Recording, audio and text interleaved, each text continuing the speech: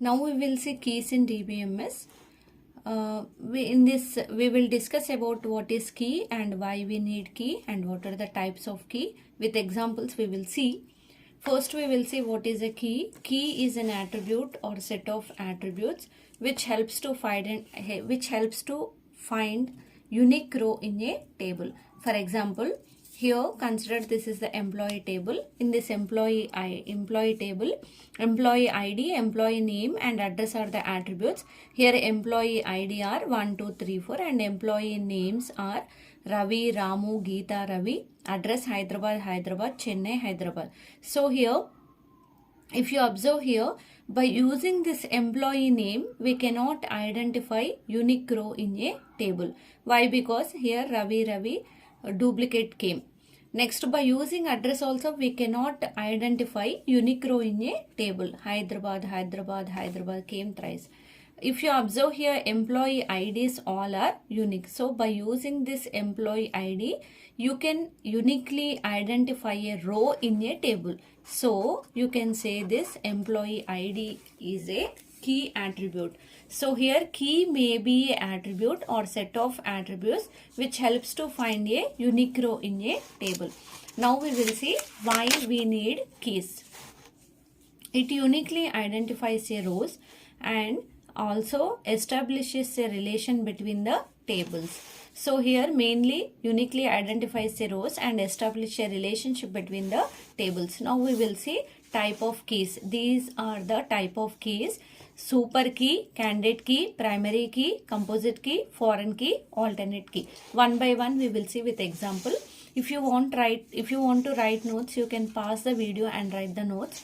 Super key. Super key for an entity is a set of one or more attributes whose combined value uniquely identifies the entity in the entity set. So here it may be the set of attributes so which uniquely identifies a rows in a table. For example, you consider this is an employee table. From this employee table, employee ID, employee name, age, Aadhaar, passport are the passport number, Aadhaar number. These all are the attributes. So here if you observe, employee IDs are unique and Aadhaar numbers, every person has its own Aadhaar number and passport number. So here employee ID can be the key, Aadhaar also can be a key and passport number also can be a key. Age may be repeated. Okay, so age we cannot consider as a key. Employee name also may repeat, so we cannot consider employee name as a key. So here combination of employee ID, Aadhaar, passport are the keys. And with the combination of employee ID, employee name also uniquely identifies a row. So here with the combination also we can consider in a super key. For example, employee ID, employee name all, with single attribute also uniquely identify a row, or with the combination employee ID, employee name also uniquely identify a row, employee ID, age also can identify a row, Aadhaar uniquely identifies a row, employee ID other, and so on. So these are the set of keys are nothing but a super keys. Generally super keys are combination of one or more attributes.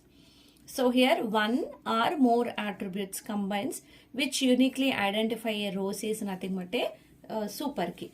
These are from this table, these are the super keys we can say. Now we will see the candidate key. Candidate key is nothing but a minimal set of attributes that can be used to identify a single or unique tuple is called a candidate key. So here minimal set of attributes that can use to identify a single tuple. Minimal set of attributes which is nothing but a here minimum set we need to consider. So employee ID itself without any combination like this, without any combination, single employee ID attributes also can identify a unique row in a table. Aadhaar also uniquely identify a row in a table. Passport also uniquely identify an entire row in a table. So here No need to combine any attribute here. So here minimal set of attributes we need to consider in the candidate key. So here employee ID, each and every employee has its own unique employee ID. Every person has its own Aadhaar number and passport number. So here these all are the candidate keys, you can say. Here some of the properties for the candidate key. Candidate key must be unique, which means that it doesn't accept any duplicate values. Employee name you cannot consider as a candidate key. Why? Because employee name may be repeats. Employee age you cannot consider as a candidate key. Why? Because age may be repeats. Address you cannot consider. Maybe why? Because address may be repeats. So on. So here candidate key must be unique, and candidate key can be null. Okay, sometimes candidate key can be null, which means that, for example, any employee is not having any passport. So here you can mention here null also. So here candidate key can be null. It can accept the null values also. Null means nothing. We are not giving any value to that attribute. Next, candidate key is a minimal set of the attributes. So here these are the properties of candidate key. From this table, employee ID, Aadhaar and passport are the candidate keys. Now we will see. Here one note is there. A relation can have more than one candidate key, and one of them can be chosen as a primary key. A relation can have more than one candidate key. So one relation can have more than one candidate key also. So among these candidate keys, one of them you can choose as a primary key. So here some persons may not have Aadhaar number or passport. For employee table, employee must consist employee ID. So which one this employee ID I am choosing as a primary key. So among the candidates key, one of the key you can choose as a primary key, and the remaining keys act as a candidate key now. Okay, so here a relation can have more than one candidate key, and one of them can be chosen as a primary key. Now we will see what is a primary key.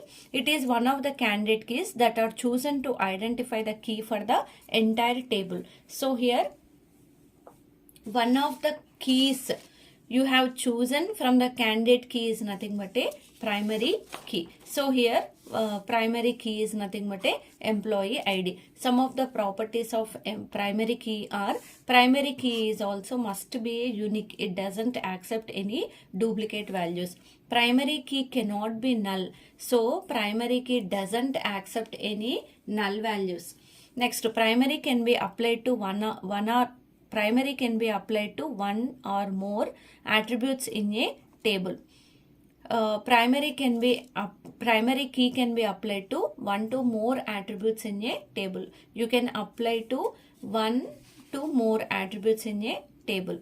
This is about the primary key. From the employee table, I am choosing employee ID is a primary key. Next we will see alternate key. Except primary key, all other candidate keys are the alternate keys.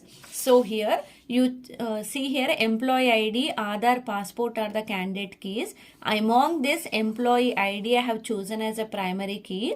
Except primary key, all other candidate keys are nothing but a alternate keys.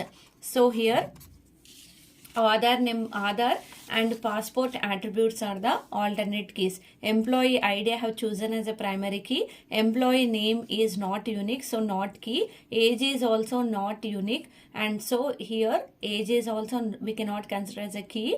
Aadhaar and passport all are the keys. Among the all are candidate keys. Among three, employee ID is a primary key. Aadhaar and passport are the candidate keys. And among this primary key, if you leave, alternate keys are Aadhaar and passport. Now we will see composite key. Composite key is nothing but a, sometimes one key is not enough to uniquely identify a row. Sometimes one key is not enough to uniquely identify a rows, which is nothing but a, for example, name, age, address. here with the name also we cannot uniquely identify a row. With age also you cannot uniquely identify. With address, for example, name and address you can take as a composite key. Okay, so here these are nothing but a composite key. Next we will see foreign key. So here foreign key is also called as a referential integrity. So here mainly it creates a relation between the two tables. So here mainly foreign key creates a relationship between the two tables. For example, I have chosen employee table and department table. In the employee table, employee ID, employee name and department IDs are there. In the department table, department ID and department name is there. So here in the employee ID 1, 2, 3. Employee name some Rani Geeta Ravi. Here Rani is working under the department 10, but you don't know what is the department name. So if you want to choose the department name also, so we can give the relationship between these two tables. How we can give means by using this combination of foreign key. Foreign key is a column that creates a relationship between the two tables. So here it is mainly a column that creates a relationship between the table. So here every employee works in a specific department in a company, and employee and department are the two different entities. So we cannot store the department information in the employee table.